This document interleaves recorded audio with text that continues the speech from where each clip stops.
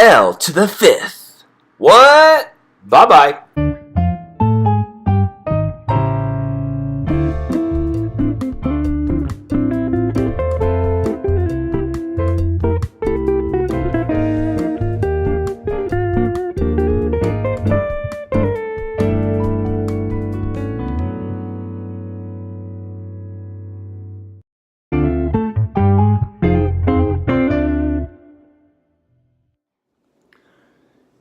Here we are, post-eclipse, and I'm just going to take a moment to share what I experienced this morning. I got up at 6:13 and looked in the sky, and the moon had already gotten to the point where it was starting to be taken over by the Earth.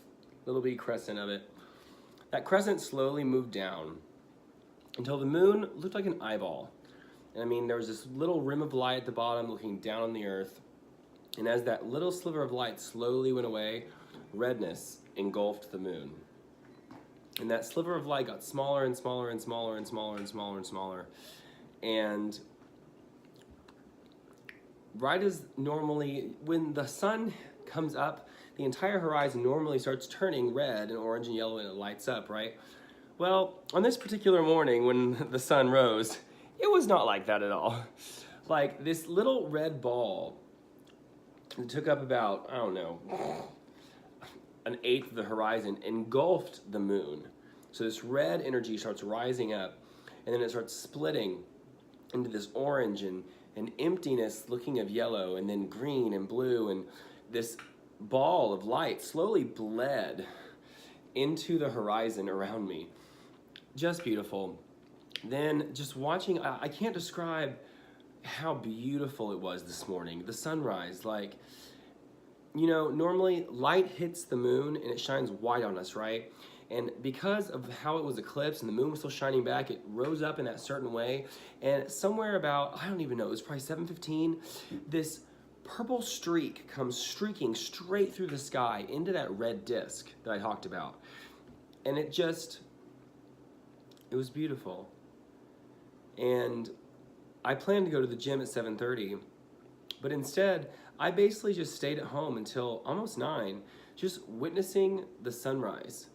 I had never seen the sun rise in the way that it did today, and I've watched many sunrises. It was just so glorious and wonderful. I ended up seeing all these birds flocking towards where that place was, and I was watching each of them take turns being in charge of the flock and leading the way, and it was just amazing. Amazing. I felt so blessed and thankful to be able to witness such an astrological experience. It got me just that much more excited to go to Argentina next year and to see the full eclipse of the sun. And so yeah, that's where we are. That is where we are. We are in a place of gratitude and a place of thanks. I went to the gym and my body just felt amazing, and universe, God, thank you. Thank you. And that's where we are.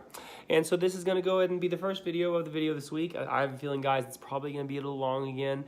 I haven't even finished completely making all of it, so I'm going to have to do all that in the next couple hours to get this out by 4 or 5. Here we go.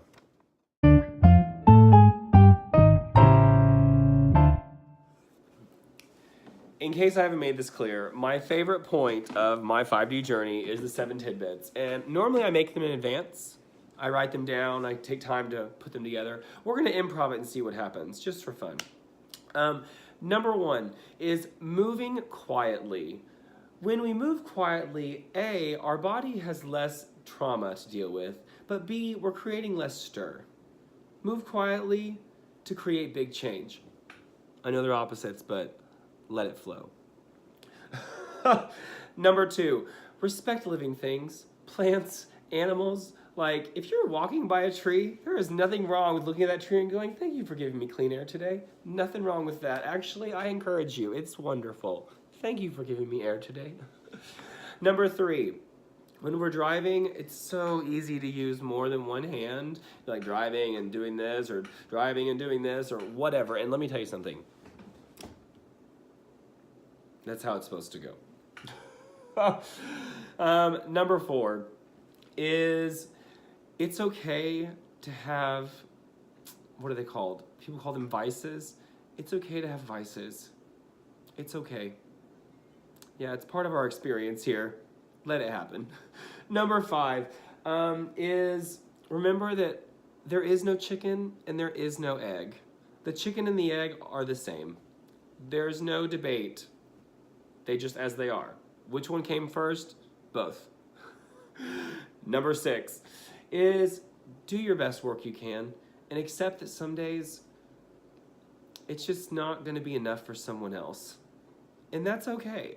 Like, you don't have to please them. Like, if you're giving your best, that's all that matters.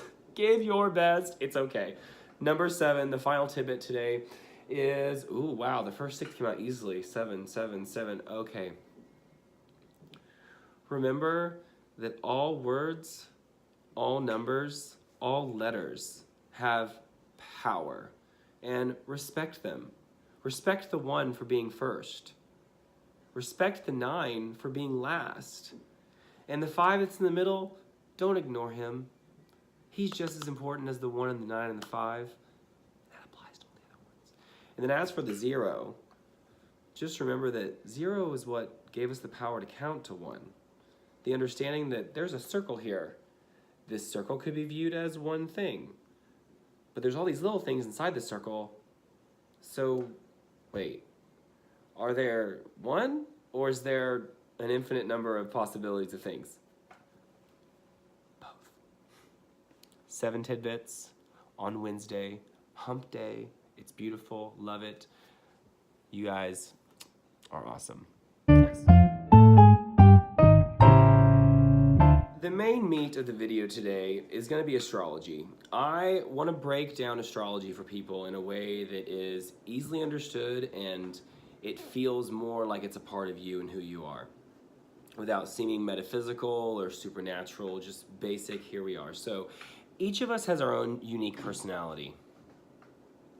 We have an energetic vibration, a sound, a song, a message that we're trying to give to the world. Usually the 5 people-ish, this is an average, that closely surround you, that you have the most interactions with, the deepest conversations with, whether it's people like your parents, your siblings, your coworkers, your friends, whatever these people are, your top 5 can be average to things about you that make up your personality, the things you engage with them with, and for that specific reason. Okay, so we have 1 to 5. Each of those 5 people has there, and 5 to there, and 5 to there, and 5 to there, on and forever, forever, forever, until we have the entire community of humanity all in one circle. We're all relating to each other to create individual personalities. We're all living together on this planet. We're affected by its seasons, by its disasters, by its flourishment of life. All these things affect us, right? And those things are affected by the moon. Those 2 things, the moon and us, our planet, is affected by the sun and all of its planets, right? All these energies are constantly flowing back and forth to create the dimension of reality that we live in. And what happens is that this is how I think about it. Anytime we have major astrological, both, things that happen, they're marks. They're marks of our society and our culture and our planet and where we are right now in space and in time and our awareness of our universe and our reality around us. Events like the full moon that just happened last night and the eclipse that happened this morning are, to me, just a check-in point. Where are you today? This is a really big day astrologically. Where are you? What have you learned in the past? And what are you planning to do in the, what is this in reference to this? And so this morning, seeing that eclipse, just, God, it touched me in such a deep way, in a deep, profound way, that I feel changed. My life feels different. My perspective is different. And I'm trying and doing my best this year to really see beyond everything I've been compartmentalizing my entire life. Taking good and bad and segregating them and right and wrong and what's this and that and opposites and taking those opposites and those polar thoughts and merging them together into just a unified experience of understanding of what it is that I'm doing here on this planet and how everything relates to me. I made a comment before about being a narcissist, and let me explain something. The reason I call myself a narcissist is because it's a word that's given to structuralize and compartmentalize and segregate a person who thinks a lot about themselves. I genuinely believe that everything we witness in our lives is affecting us. Everything. Every person you pass on the street, every person you're next to at the gym, the friends you talk to, the strangers you meet when you're checking out to buy stuff. Everything is there for you. It's there for you, and it's the same thing for them. And when we're all interwoven so well into our consciousness together, that astrology for me is about the relationship I have with the planets, and then that relationship also included with other people and their relationships with the planets and where they are today and what they've been doing on Earth. And there's a lot of pessimism and skepticism that's given to astrology because people are like, I have control of my own life. Yes, you do. You are a creator. You can control your life in any way you want. In the same way, the divine plan and order of things is also controlling us. There's a scene in The Matrix when a council member is talking to Neo, and he's talking about control in relationship to these machines that could be give them life. They give them water, electricity, clean air, and Neo goes, but we control these machines. We can turn these things off. And he goes, the councilman, oh, you're so right. That's control. That's control. We can just shut them off.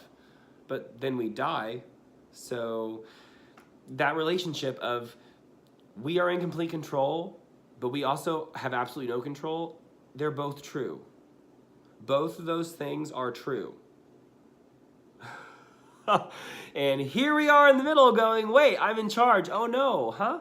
And so, God, this morning, the eclipse was just so good. So good. So beautiful. Anyway, there we are with astrology. And yeah, sometimes it applies, sometimes it doesn't. Sometimes it's a backwards of you, sometimes it's a lesson you already learned, whatever. It's a generality. It's a, listen to this and take it for what it's worth and think about it what you will. But it's here.